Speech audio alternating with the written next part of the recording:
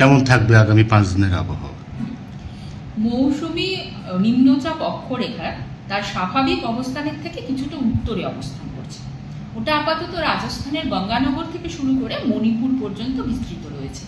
এটা ভূপৃষ্ঠের ওপরে মানে সারফেস লেভেলেই থাকে এই যে সিজনাল মনসুন ট্রাফ সেটি, এবং এটির অবস্থান এখন স্বাভাবিকভাবে যে অঞ্চল দিয়ে এটা পশ্চিমবঙ্গের ওপর দিয়ে পাশ করে তার তুলনায় একটু উত্তরে রয়েছে। আর এর ঠিক ওপরে আপার লেভেলে আরেকটি নিম্নচাপ অক্ষরেখা অবস্থান করছে, সেটা ভূপৃষ্ঠ থেকে 0.9 কিলোমিটার উচ্চতা, সেটা বিহার থেকে মণিপুর অবধি বিস্তৃত। আর সেই সঙ্গে একটা সার্কুলেশন রয়েছে, আপার এয়ার সার্কুলেশন, একটি ঘূর্ণাবর্ত রয়েছে 1.5 কিলোমিটার উচ্চতায় উত্তর বাংলাদেশের ওপরে।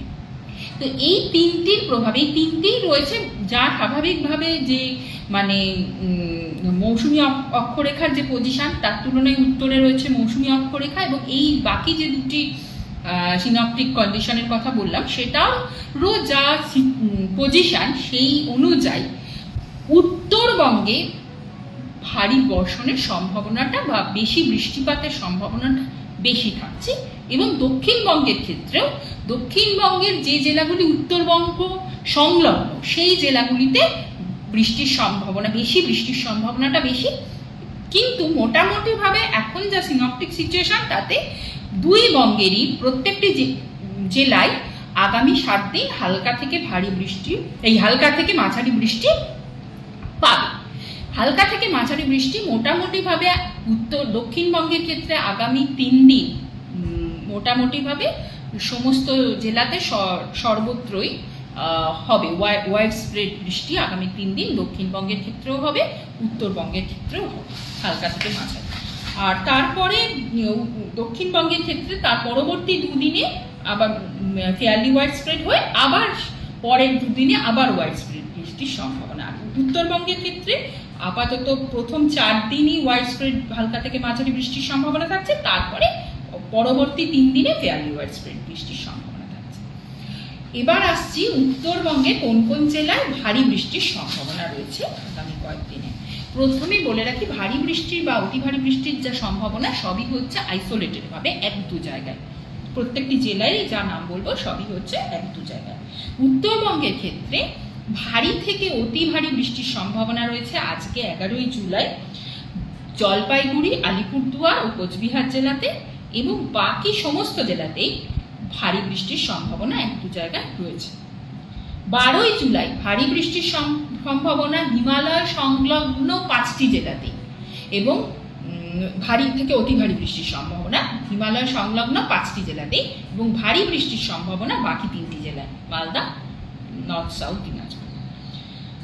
13ই জুলাই ভারী বৃষ্টির সম্ভাবনা হিমালয় সংলগ্ন 5টি জেলায় এবং তার সঙ্গে নর্থ সাউথ দিনাজপুরে। 13ই জুলাই আর অতি ভারী বৃষ্টির সম্ভাবনা কোনো জেলাতে থাকছে না, কিন্তু ভারী বৃষ্টির সম্ভাবনা সব এই মালদা বাদ দিয়ে সবকটি জেলাতেই থাকছে। 14ই জুলাই ভারী বৃষ্টির সম্ভাবনা রয়েছে জলপাইগুড়ি ও আলিপুরদুয়ার জেলাতে। তারপর উত্তরবঙ্গে আর ভারী বৃষ্টির সম্ভাবনা পরবর্তী 2 দিনে থাকছে না। আবার 17ই জুলাই গিয়ে ভারী বৃষ্টির সম্ভাবনা মূলত থাকছে কালিম্পংয়ে, এবং কালিম্পংয়ের ঠিক নিচেই আলিপুরদুয়ার জেলাতেও সেই জন্য কিছুটা ভারী বৃষ্টির সম্ভাবনা থাকছে। এইবার আসছি দক্ষিণবঙ্গে। দক্ষিণবঙ্গে আগেই বলেছি যে যা সিনপটিক সিচুয়েশন এই মুহূর্তে রয়েছে আজ এবং কাল, তার ফলে উত্তরবঙ্গ সংলগ্ন জেলাগুলিতে ভারী বৃষ্টির সম্ভাবনা বেশি থাকছে। যেটা আজকে মানে 11ই জুলাই যে জেলাগুলিতে ভারী বৃষ্টির সম্ভাবনা বীরভূম, মুর্শিদাবাদ এবং পূর্ব বর্ধমান। আগামীকাল 12ই জুলাই ভারী বৃষ্টির সম্ভাবনা মুর্শিদাবাদ এবং নদিয়া জেলাতে। 13ই জুলাই ভারী বৃষ্টির সম্ভাবনা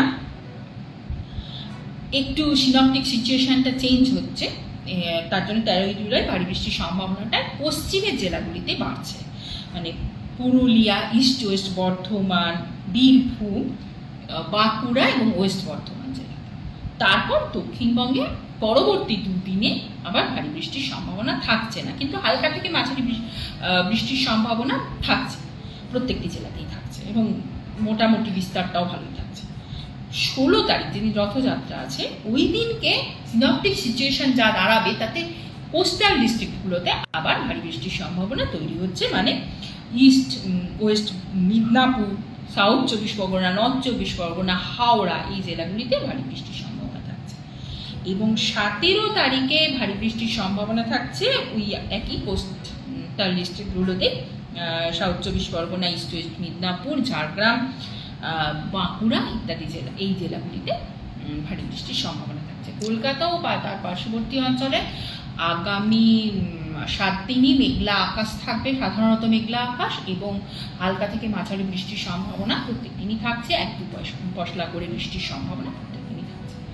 আর মোটামুটি কলকাতায় বৃষ্টি বাড়ার এর মধ্যে 16 তারিখ বা তার আগে? না, কলকাতায় মোটামুটি এখন যেরকম আজকে যেরকম দেখছেন যে 1-2 পশলা বৃষ্টির সম্ভাবনা হালকা থেকে মাঝারি, এইরকমই মোটামুটি আপাতত চলবে। 16 তারিখে 16 তারিখে একটু বৃষ্টিটা বাড়ার সম্ভাবনা, কিন্তু মানে সেটাও ভারী বৃষ্টি না, হালকা থেকে মাঝারি বৃষ্টির সম্ভাবনা, একটু আজকের তুলনায় একটু বাড়ার সম্ভাবনা, সেটা